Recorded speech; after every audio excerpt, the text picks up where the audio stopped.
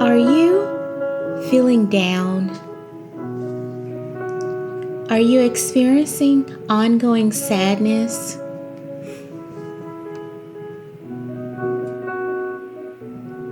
If so, then you might be experiencing what is commonly called humanity. Humanity? What's that? Humanity is a terrible affliction currently affecting several billion people on Earth. If you are experiencing humanity, some of your symptoms may include unrelenting hopelessness, irrevocable sadness, audible screams, increased drowsiness, cravings for ice cream, and a sincere desire for the aliens to come Thanos snap us all out of this ongoing misery.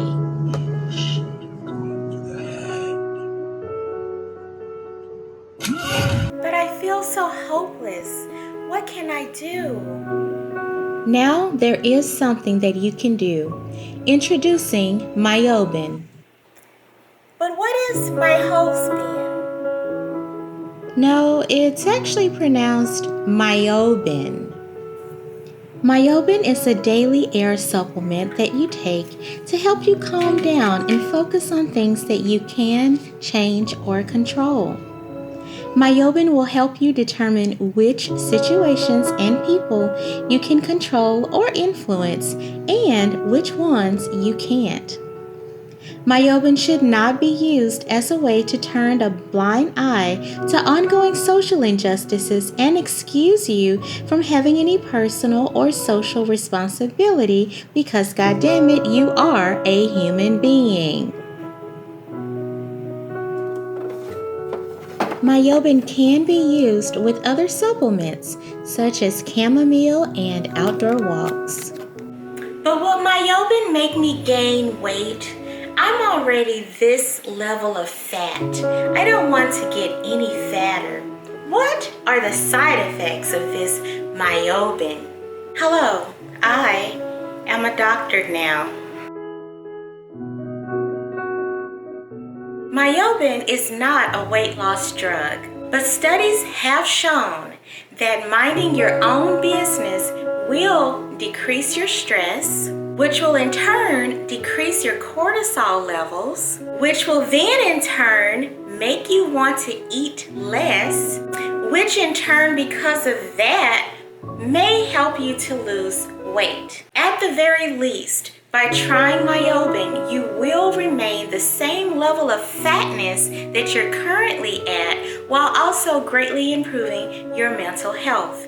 Here's a diagram to show you how Myobin works.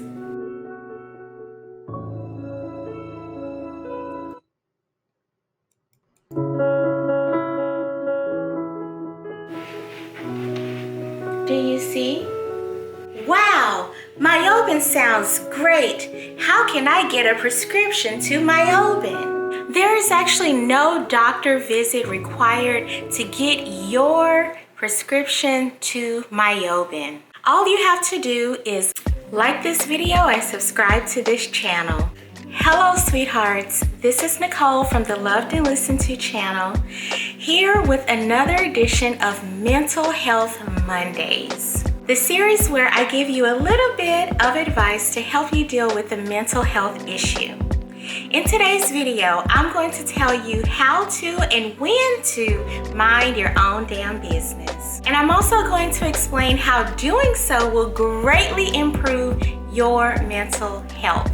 This video is the first in a series that I will be sharing over the next couple of weeks that will be related to how to be happy, a topic that we're always talking about. So make sure to subscribe to this channel so you don't miss any of that juicy content coming up soon. So what does it even mean to mind your own business? Minding your own business is not just avoiding asking other people some nosy ass questions. It's also a few other things like trying to solve other people's problems for them, especially when they didn't ask for help. interfering in other people's lives, or trying to force people to make a certain decision. Again, especially when they didn't ask for your help. Offering up too much of your own time or other resources to people under the guise of, quote, being helpful. And again, you should see a pattern start to emerge here. That is especially true when people didn't ask for your help. Now I have to admit, I am outrageously guilty of doing that last thing. If I had to guess, I would say that I've spent probably a quarter of my life here on earth offering up too much of my time, my resources, my knowledge, my energy to other people, thinking that I was helping them. Truth be told, in my case, sometimes people actually did ask for my help. But in my overzealous attempts to be liked or to be viewed as likable, I gave way too much of my own time and energy, my resources, my knowledge, my expertise, all of that. I gave it all away to people who would never return the favor, or who actually didn't even make good use of whatever resource I gave to them. And it's not really my place to judge what a person does with what I tell them or what I give them, but it is my place to notice how the interaction, whatever it is, makes me feel, and then go ahead and check myself to make sure that I am minding my own business. So that brings me to my next point, my friends. When should you mind your own damn business? Well, the short answer is this. All of the time. That's when you should mind your own business. All of the time. Can you see that? The top of the star? All of the time. All of the time. But to be helpful to you, let me give you some specific examples. The first time you should consider minding your own business is when you are starting to feel resentment toward the people that you've helped, or you at least think that you're helping. If this describes you, then it's way past time for you to start minding your own business. I'm going to give you some ways to do that here in just a second. And until then, let's move on to number 2. Number 2, the people you're trying to help are not changing the behaviors that made them need your help in the first place. Let's say you have a friend who frequently does something that gets them into some kind of trouble. You can use your imagination to kind of fill in the blanks of whatever this scenario would be. But just think of having a friend that does something over and over again to get them into some kind of financial trouble, mental health trouble, emotional trouble, whatever. Think about your own situation. This would be a really good time for you to start to mind your own business. Number 3, another example is when the situation that you're trying to change or influence is not changing, or maybe it is even getting worse. Just to be clear, this last example about participating in a situation that's not improving or getting worse, that's not related to social issues or political issues that you need to participate in an ongoing fashion to ensure that things get better for other people. Think of all of these examples as being very personal to your own life, to the very, very small microcosm of people that you know and deal with every day. I recently made a video about a situation at my own job where I was dealing with a coworker who lied on me at this point in time now like 3 or 4 times. But this situation did not get better after I made that video, and it has still not gotten any better. I'll link that video down below so you can just tune into some juicy goodness that I shared in that video.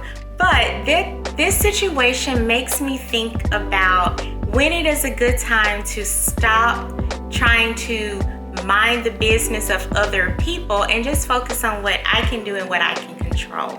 In my work situation, I grew to understand that the situation with that coworker and his behavior was really supported by the toxic culture at my workplace. I also grew to understand that no amount of logical thinking, logical talking to other people about the situation, even reporting the situation, nothing that I was personally going to do was going to completely change the toxic culture at this employer. This wasn't a situation that I could keep minding, so to speak, that I could keep giving energy to, because it was not a situation that I could actually influence to change. Let's talk about some things that you can do to help you mind your own business, which will in turn help you to feel much, much happier. The first thing you can do is to simply remove yourself from bad situations or things that you cannot influence or control. I say simply, but it's usually not super simple to do that, in my experience. I don't have to tell you that you cannot control every situation that you find yourself in, but you can make a plan to start to remove yourself from whatever toxic work environment, bad romantic relationship, abusive friendship, toxic family relationship, whatever. You can make a plan to figure out ways to either completely remove yourself from the situation or begin to limit your exposure to the person or the situation. The second, even though it probably should be the first, but the next thing you can do is to assess why you have participated in this situation or this relationship for as long as you have. Thinking about why you have either chosen actively or you have chosen to continue to stay in a toxic or challenging situation for a long period of time. Thinking about why you have done that to yourself helps you to become self-aware. I would like to caution you though, when you think about why you have continued to stay with a bad partner or be friends with not a bad friend, but a stressful friend, or continue to stay at a bad job or whatever, when you are thinking about those things and trying to figure out why you have continued to participate or whatever, make sure to do it through a lens of kindness. This is not an invitation for you to sit down and call yourself a piece of shit or speak poorly about yourself or whatever. Most of the times we have really good reasons for why we are staying, but when we get to the point where we know we need to leave or stop exposing ourselves to this situation as much, then sometimes we can be very judgmental, but don't do that. Just try very hard not to do that. Try to just focus on your why, understand those emotions that made you want to stay in the situation, and then go from there. But always, again, through the lens of being very kind to yourself. Also, consider that sometimes we stay in bad situations that make us unhappy because we need money. Like if you are staying at a bad job, you obviously need money to pay bills and eat and stuff. Or if you're in a bad marriage, sometimes people stay in order to raise their kids or whatever. So you may have a lot of really logical reasons why. So that is why you need to think of your reasons why, but also think of yourself in this situation in a very kind way. In my own personal example, I am moving away from being like a people pleaser and trying to be cool and be thought of as like the cool, great friend or whatever. And when I sat down to do this same exercise, I was at first very judgmental of myself. Like, Nicole, you're so dumb. Why did you keep being friends with those people? Why did you keep inconveniencing yourself? Why did you keep subjecting yourself to things that were making you sad? And I've already shared the reason. I really, wanted to be like a normal human being, want to be liked and want to be appreciated for what I know and things like that. But after I discovered my why, then after I stopped judging myself, I was able to say like, hey, okay, now that I know what has been bothering me, what has been making me unhappy, and I know why I've continued to participate in it, now I can make a plan to go and meet new people, create new bonds, work on my personal issues with like being vulnerable and stuff, but work on myself in order to create different situations where I can have some more relationships or whatever that will make me happy, and I can let these other relationships go, including letting those people move on to settle their own issues and work on themselves or whatever they're going to do. That's not my business, so I don't mind it. Mind my own business. But I had to really work through doing all of those things through the lens of kindness. So please, if you take nothing else from this video, please think of yourself kindly at each step of this process. The third thing that you can do to release these bad situations and stuff, to mind your own business, is to just pause. Honestly, you're probably not gonna wake up tomorrow after you watch this video and be like, bam, I am now a master of minding my own business. That's not how this works. So instead, make a promise to yourself to just practice pausing whenever you are in a situation where in the past you didn't mind your own business. So for example, you can pause before you take that phone call that you know will drain your energy and possibly be bad for your mental health. Do you actually need to answer that phone call? Can you tell that person to text you or email you instead? Or can you just ignore that phone call altogether? Pause before you hang out with that friend who drains your energy, who is very negative or whatever. Pause before you agree to going out for drinks with your coworkers that you hate. Pause before you are committing your time and your energy to these like auxiliary activities that we do to maintain these toxic relationships. Pause and consider, hey, do I have a choice in this? A lot of times you do.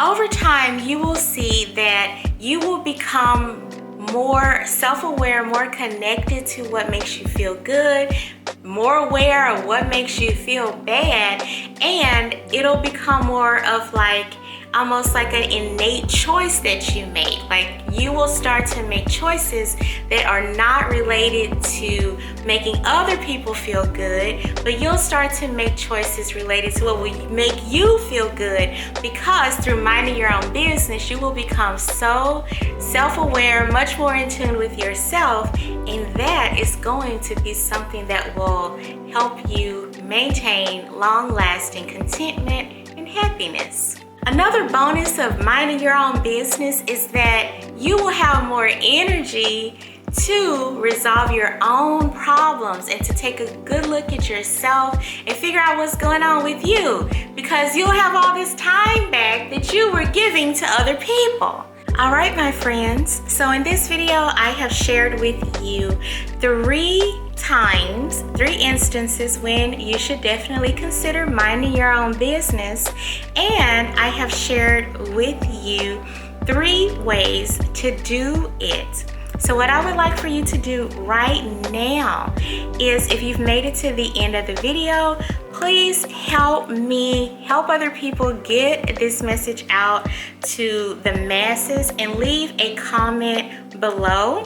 If you want to, you can leave like a heart emoji or whatever, like some emojis or whatever comment that you would like to make. The comments, the likes, the shares, the subscribers, doing all of those things really helps tell YouTube that I am making quality content and it'll also push it out to other people. These are some serious life lessons that I'm dropping on y'all, and so I hope that you can help me to get it out to other people. So that's it for this week's video. Like I said, I have other videos coming up about how to be happy in the upcoming week, so make sure that you subscribe so you don't miss anything. I'm going to tell you what I learned over all these years of living. So I'll see you in the next video, and until next time, I hope that you are loved and listened to, and namaste.